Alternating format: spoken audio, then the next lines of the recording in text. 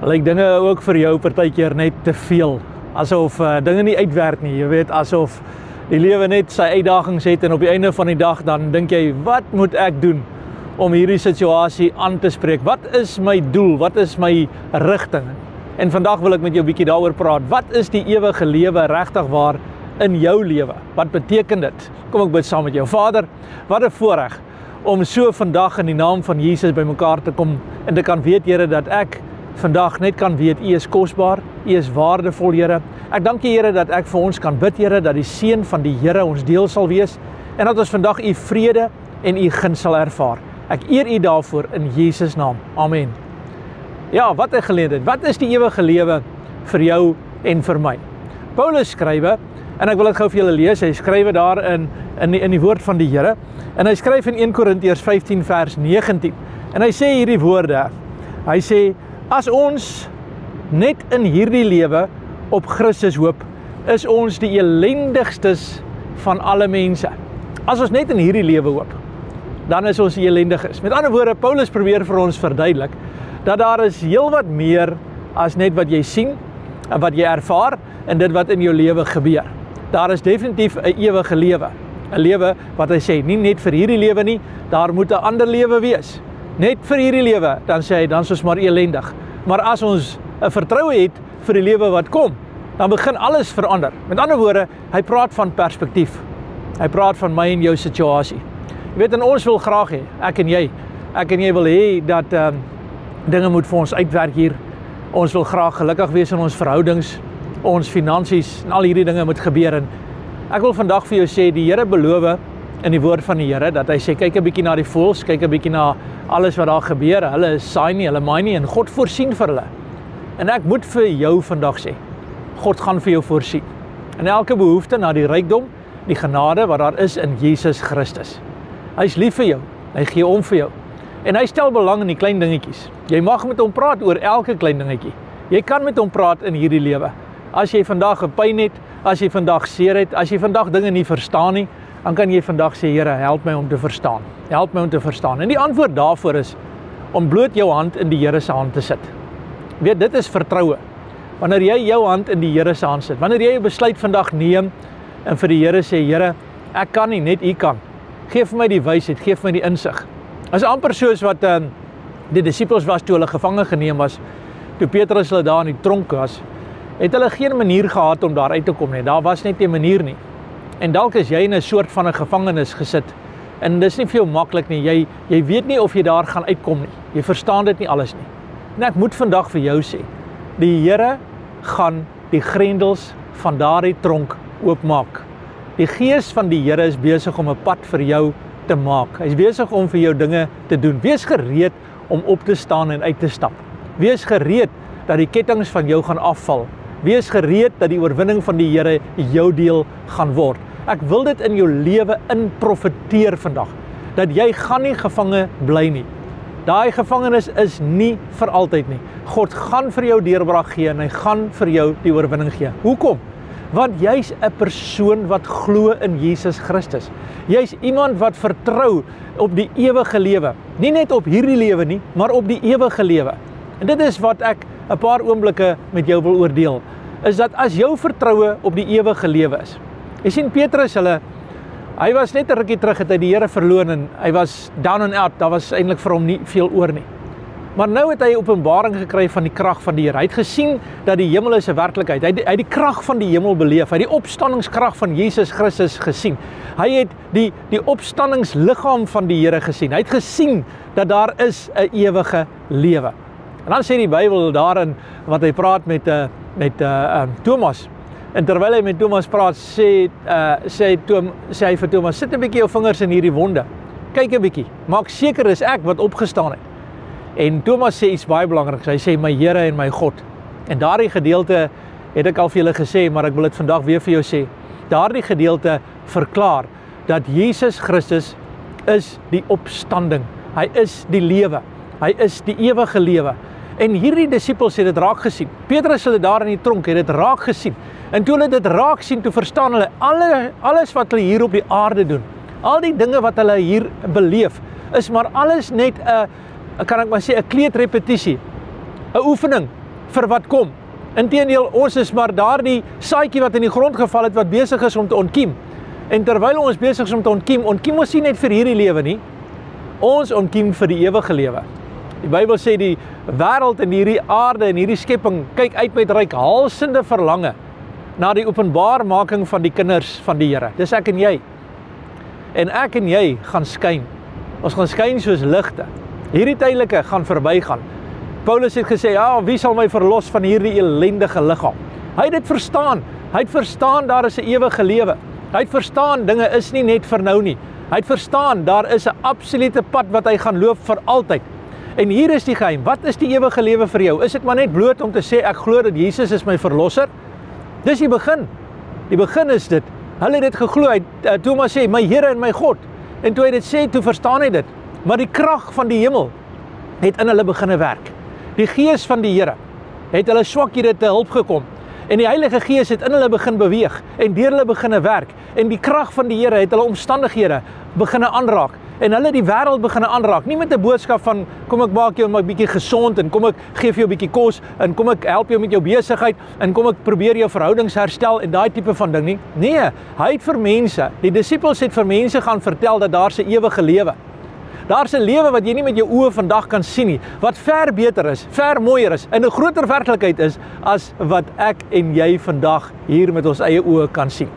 In die 50er jare het ons wetenskaplikes nou uiteindelik agtergekom dat daar so iets soos 'n DNA kode. Dit is nou daai kode wat in jou liggaam is, dat wanneer jy geskape word en wanneer jy in hierdie wêreld inkom, dan is jy wie jy is. Met ander woorde, al jou eienskappe, alles wat daarmee gepaard word, is in daardie DNA kode ingesit. En weet jy, al die wetenskaplikes, almal, reg deur die bank, aanvaar dat as daar 'n kode is, 'n program is, dan moet daar 'n programmeerder wees. En as daardie programmeerder daar is, dan beteken dit daar is iemand groter as die program. En ons kan dit maar erken vandag, dat Jesus Christus is die skepper. Hy is die een waardeur alle dinge ontstaan het en alle dinge deur hom ontstaan het en vir hom gemaak is. Ons kan dit erken. Ek en jy weet dit vandag. Met ander woorde, wat is die ewige lewe? Die ewige lewe is om te glo dat Jesus Christus is God. Jesus Christus is die verlosser. Jesus Christus is die opstanding. Hy is die skepper en hy is die een wat vanuit die ewige lewe gekom het en vir ons die pad kom wys het sodat ons die oorwinning kan behaal, sodat ek en jy dit kan kry. Nou, hou vas aan hierdie gedagte. Die Here vat jou hand hierdie kant, maar hy lei jou deur na die ewige lewe toe. So alles wat jy nou doen vandag, alles wat jy dink, soos Petrus hulle wat in die tronk was, soos al daardie omstandighede, God sê, ek werk nou in jou, na my wil en na my welbehae, sodat jy kan lewe en jy kan wees wat ek wil hê jy moet wees. En dis hier waar ek en jy baie keer vashak. Is hier waar ons dink is, ag ek moet hier alles beleef. Ek moet hier al die krag kan sien en ek moet die wonderwerke sien en ek moet die oorwinning sien en ek moet al hierdie dinge sien. En dan verstaan ons dat dit gaan nie net oor hierdie lewe nie, maar ons dink so. En as ons mismoedig en dan dink ons, hoekom kry ek nie alles nie? Ek is 'n kind van die Here. Hoekom beleef ek nie al hierdie goed wat ander mense beleef nie? En ek begin na al hierdie natuurlike dinge kyk en ek vergeet van die ewige lewe. Ek vergeet van hierdie skat wat ons in 'n erdekruik dra, wat soveel groter is, soveel mooier is. En ja, ons kruik is gebreek. Ja, ek wil vir jou sê, ek deel met mense en die mense kry swaar. Ek en jy kry swaar. Dis nie maklik om al die rekeninge te betaal nie. Dis nie maklik om al die dinge te ervaar nie. Dis nie maklik om so seer en siek te wees nie. Dis nie maklik nie. Maar ek en jy het geloof vir die ewige lewe. Dit beteken dat ek en jy gaan oorwinning ervaar. Ek en jy gaan die deurbraak kry. Jy is nou eenmaal die geseënde, hoor my. Jy is die geseënde van die Here. Die Here is besig om in jou te werk. Die goeie werk wat God in jou begin het, sal hy volbring. Of jy vandag moedeloos voel, of jy vandag voel, jy is niks werd nie. God sê, jy's kosbaar en waardevol vir my. Die Here sê, al maak jy hoeveel foute, ek tel jou op. Al val jy hoeveel keer, jy sal opstaan. Waarom? Want dit is my gees wat in jou werk. God se gees is ewig. En dit is deel van die ewige lewe, is dat die ewige lewe in jou op hierdie oomblik werk, dat die krag van die Here in jou werk. So wat jy vandag dink, wat jy vandag doen, waaraan jy jou geld spandeer, alles wat jy doen, jou vaardighede, jou geleenthede, jou gesindhede, alles het te maak met die ewige lewe. Met ander woorde, hierdie lewe is eintlik 'n soort van 'n depositostelsel vir die lewe wat kom. Kom ek verduidelik vir jou wat ek daarmee bedoel. In Lukas sê die woord van die Here, hy sê gebruik die onregverdige mammon om vir julle vriende bymekaar te maak, wat julle wanneer julle hierdie lewe verlaat, hulle julle kan verwelkom in julle ewige wonings. Kan dit maar gaan lees, Lukas 16. En dis Jesus wat hier praat. Hy sê gebruik die onregverdige mammon, en ek en jy weet wat is mammon? Dis geld. En die Here sê as jy geld het, as jy vermoëns het, as jy talent het, jy begin dit aanwend sodat mense die evangelie kan hoor. Byvoorbeeld as jy 3 minute kerk ondersteun, hierdie program ondersteun, hierdie bediening ondersteun, dan maak jy vir jou vriende bymekaar wat jou in die hemel gaan ontvang. Want elke siel wat gered word, elke persoon het iets te maak met die ewige lewe. Hierdie is eintlik 'n verstommende gedagte, dat ons in hierdie lewe 'n verskil kan maak vir die ewige lewe. Onthou, ons verdien nie die ewige lewe nie, is 'n gratis geskenk van Jesus Christus. En ons ontvang dit. Maar dan sê hy, dat as jy oor weinig hier getrou is, sal hy oor veel aanstel daardie kant. En as jy hierdie kant vriende maak, sal hulle jou ontvang aan daardie kant. Die woord van die Here sê baie interessante dinge, dat dit wat ek en jy hierdie kant doen, het 'n invloed op dit wat daardie kant gaan gebeur. En dis wat die disippels raak gesien het. Hulle het dit raak gesien. Hulle het raak gesien dat ek en jy kan 'n verskil maak. En wat ons hier doen vandag, hoe ek my situasie hanteer, hoe ek my seer, my pyn, my siekte, hoe ek dit met geloof hanteer, het 'n invloed oor die lewe wat daar kom. Onthou julle daardie vers in Jakobus wat sê, ag, dis loutere vreugde my broeders, as julle in allerlei versoekinge en beproewinge val, want die beproefdheid van julle geloof is fantasties. Die Here sê dis 'n goeie ding wat gebeur. So alles wat hier op die aarde gebeur is eintlik soos 'n geloofstoets.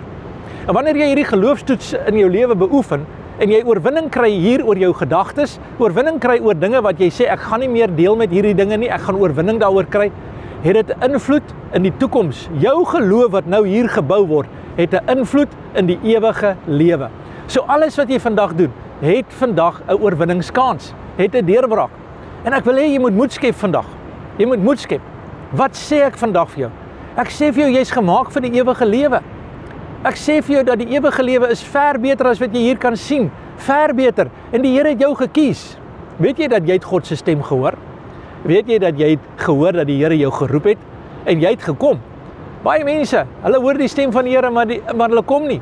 Maar jy het gekom en jy het gesê, ja Here, nou vat daardie geloof in jou lewe in. Moenie bekommerd wees oor die seer, die pyn en die siekte en die hartseer en die tekortkominge hierdie kant nie. Ja, die Here sê jy kan glo. Hy sê net, as jy net glo vir hierdie lewe, is jy die elendigstes. Met ander woorde, ek glo vir hierdie lewe vir my daaglikse brood. Ek glo die Here vir voorsiening. Ek glo dat mense werklik waar gaan sien dat ons wat die evangelie verkondig, van die evangelie kan lewe. Ons kan dit doen. Die Here sê dit en ons kan dit hierdie kant glo. Maar dan moet ek ook glo vir die ewige lewe. Die ewige lewe sê so uitdruklik dat ons het iets baie groters, baie mooiers. En ek wil vir julle sê, soon and very soon, we are going to see our King. Amen. Ons gaan dit sien. Jy en ek gaan dit sien. So mag die Here jou vandag seën. Ek wil vir jou vandag bid dat die seën van die Here in jou lewe sal kom. Op ten minste 'n paar areas. Kan ek 'n paar areas noem dat die seën van die Here kom. Hierdie ewige lewe geloof, dit sal deurbreek dat die Bybel sê soos in die hemel, net so ook op die aarde vandag. Maar dan moet 'n deposito wees julle in die hemel. Met ander woorde, weet jy, as jy vandag saad saai vir die werk van die Here, dan ontvang die Here dit.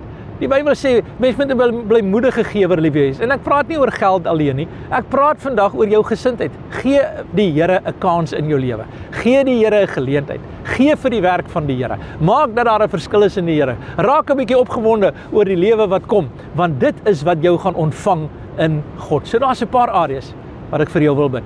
Die eerste is, ek wil vandag bid dat jy wat voel jy's waardeloos, dat die Here vandag vir jou nuwe krag sal gee. Dat jy wat voel jy bid sodat die Here vir jou deur sal oopmaak. Dat jy vandag moed sal skep dat die Here vir jou deur sal oopmaak. Dat jy wat vandag voel en sê, Here, ek vra vir beter geleenthede, werksgeleenthede, laat die guns van die Here oor my lewe kom. dat die seën van die Here jou deel sal kom. Dat jy vandag sien, dis alles die Here. Mag die Here vandag vir jou krag gee. Kom ek bid saam met jou. Vader, in Jesus naam bid ek vir ons, Here. Ek vra dat U ons sal help, dat U my sal help, Here. Dat die krag van die Here in ons lewens sal funksioneer soos nog nooit tevore nie. Dat ons die ewige lewe sal ervaar. En ons eer U, Here, daarvoor. Ons dank U, Here, dat daar nou krag kom en wonderbare krag in Jesus naam. Amen. En God bless. Besoek gerus ons webwerf by www.3minute.church vir meer inligting en dankie vir julle ondersteuning. God bless julle.